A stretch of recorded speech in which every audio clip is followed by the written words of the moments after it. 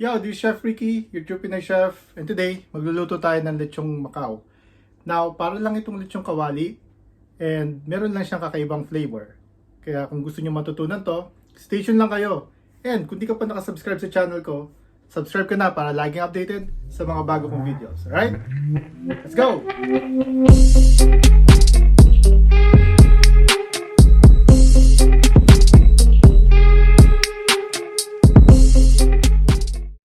Alright, so ang una natin gagawin, susunugin natin yung balat ng ating pork. Gagamit tayo dito ng 500 grams pork liempo. Okay? So, papainitin lang natin ang ating kawali. At susunugin lang natin yung paligid ng ating pork bago natin siya palambutin. So, hintayin lang natin uminit yung ating kawali bago natin nilagay yung ating pork. Ayan, so pinili ko yung hindi masyado mataba, pero syempre kailangan pa rin natin ng medyo konting taba sa ating liempo para naman masarap yung ating gagawing lechon. Alright? So parang medyo mainit na ang ating kawali, pwede natin ilagay ang ating pork. Ayan.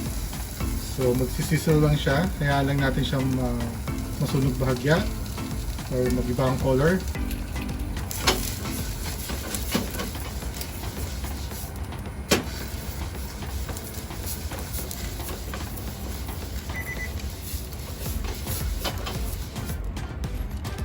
So, ayan, kailangan lang natin maging ganito ang kanyang balat bago natin siya ilagay. Okay? Okay, so gagamit tayo ngayon ng malaking kaserola kung saan natin siya palalambutin. Maglalagay lang tayo ng tubig enough para malubog yung ating pork. Now, lalagay na natin yung ating mga aromatics. So, gamit lang tayo ng medium size onion, 5 cloves of garlic. Hindi na kailangan i-crush maigi. So, hiwain lang na maliit. Okay na yan. And 4 pieces of laurel leaves. Also, maglalagay tayo ng Star Anise. Mga 3 pieces. And maglalagay din tayo ng at least 4 pieces ng cloves. Alright? And start na natin siyang pakuluin. Now, of course, lalagyan natin siya ng paminta. Mas maganda kung gagamit tayo ng black whole pepper. Kung medyo durog, okay lang din. Pero mas maganda kung buo. Para mas maging malasa yung ating paminta sa ating pakukuluin na pork.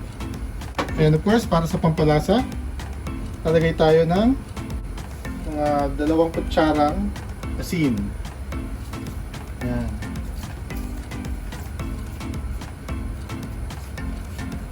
Alright.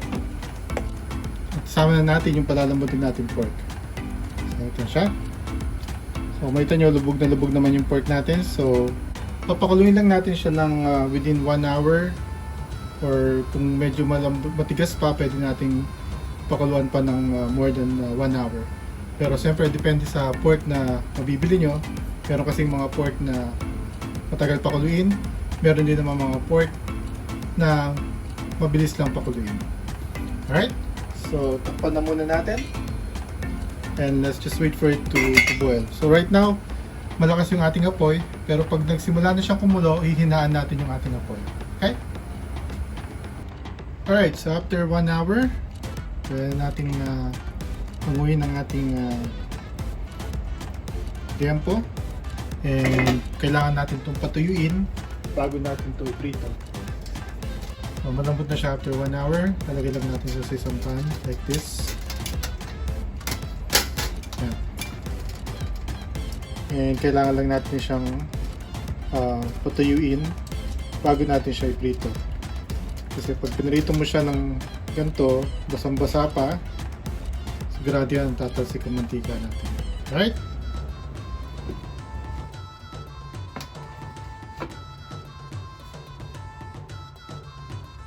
Now, pwede naman natin itong patiyuin ng normal lang na ganito hanggang sa matiyo na siya.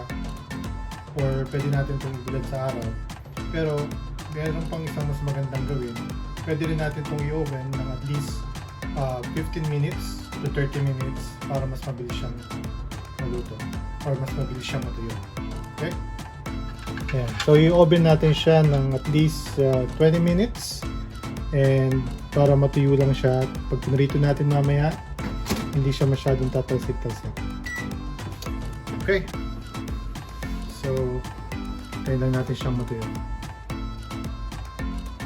Alright, so after 30 minutes, so dapat 20 minutes lang pero ginawa na natin 30 minutes para mas tuyong-tuyo yung ating pork. Pwede na natin siyang kunin sa ating oven. Ayan. So medyo na piprito na rin siya ng konti doon. So okay na to.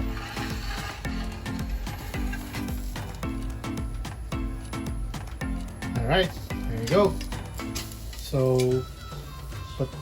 palamigin lang natin ng konti bago natin i-prito.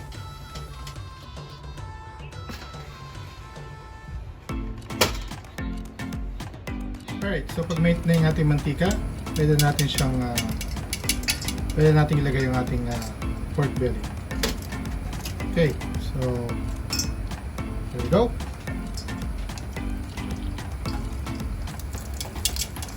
Yan.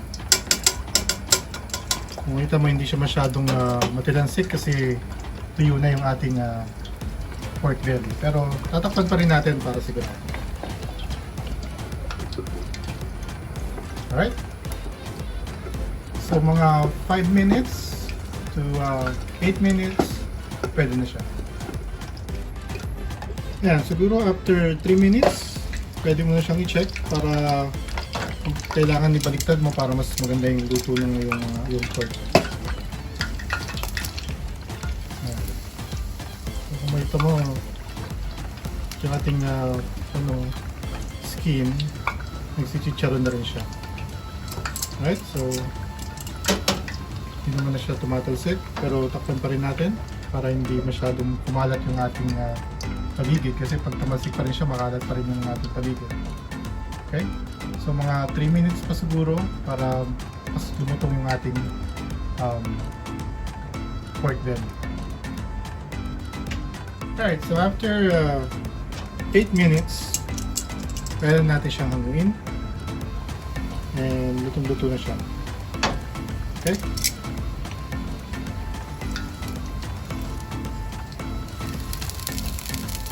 Ito na ang ating Lechon Macau. So para rin lang naman siyang lechon kawali. Pagkaiba lang ito ng flavor kasi meron siyang Star Anise at meron siyang Cloves. So let's go!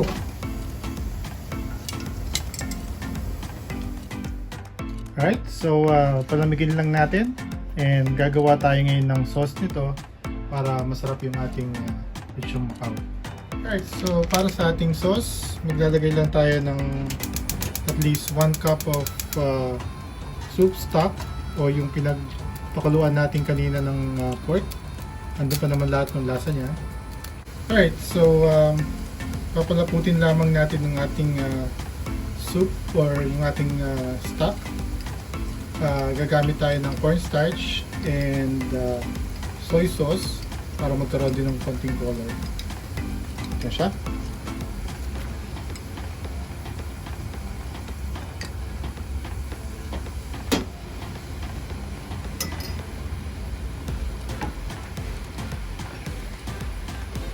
Ngayon, lalagyan din natin ng asukal. So, tikman muna natin kung tama na yung lasa.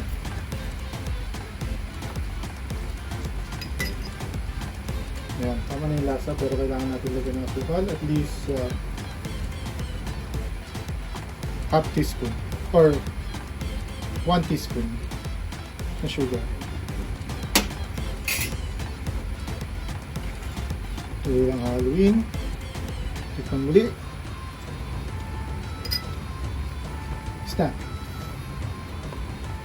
So meron na tayong sauce ng ating Lechon Macau.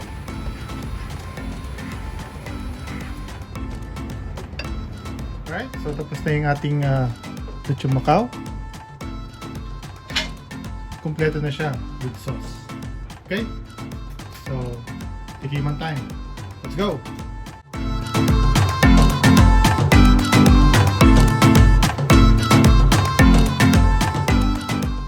Alright, chopin na natin.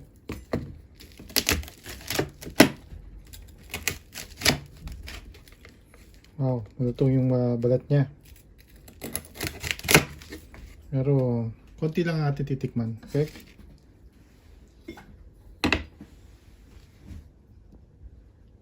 Alright, so natapos na natin yung ating Lechon Macau. Titikman na natin kung masarap siya. And, yung balat muna, tikman natin kung malutong. Malutong. At lasan-lasan mo yung flavor na nilagay natin kanina.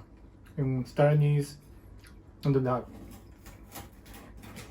Now, try naman natin yung sauce, kung masarap siya sa karne. Napakasarap. So, try nyo na to, alright? And kung di ka pa nakasubscribe sa channel ko, subscribe ka na para lagi updated sa mga bagong videos, alright? Yung Chef Ricky, yung Pinoy Chef, kukuha na ng kanin. Bye for now. Kanin, ma'am.